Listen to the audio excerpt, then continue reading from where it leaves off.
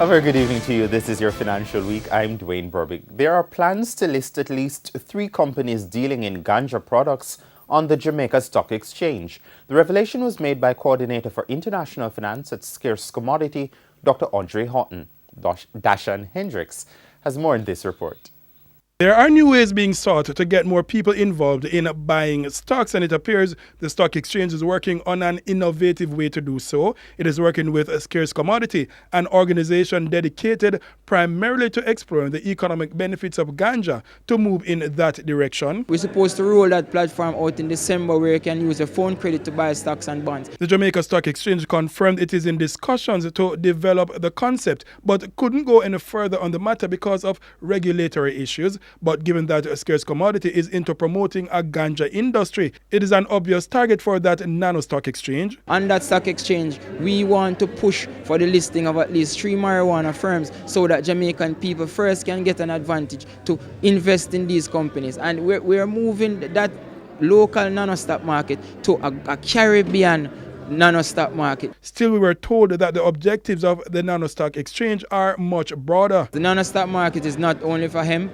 We are looking at 17 firms to begin with, 14 one from each parish, where these will be regular companies that are helping Jamaica to arrive at its sustainable development goals. The remaining 3 want to start with 3 pilot and 3 marijuana stocks in that regard. For the Financial Week, I am Dashan Hendricks. Meanwhile, trading on the Jamaica Stock Exchange ended with the main JC Market Index up more than 1,216 points, while the Junior Market Index gained 3. The winners of the day included 1834 Investments, Cable and Wireless, Carreras, Jamaica Producers, the NCB Financial Group, Radio Jamaica, Scotia Investments, and Supreme Ventures. On the losing end were 138 Student Living, Carib Cement, Diamond Trading, Iron Rock Insurance, Main Event Entertainment, the Scotia Group, and T-Tech. First Heritage has become the first financial institution to announce that it is abolishing fees on dormant accounts.